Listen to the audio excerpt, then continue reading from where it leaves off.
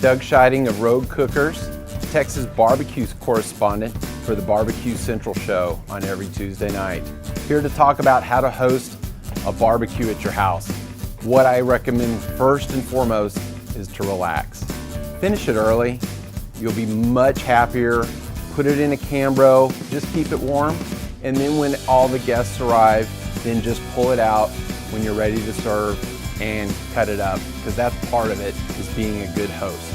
I also like to do big meats, such as brisket, pulled pork, so that basically you're cooking items which can serve a lot of people. A brisket, typically you think maybe a half a pound per person. So if you're cooking about a 10, 12 pound brisket, usually that's gonna feed about 20 people. So you can kind of plan on that.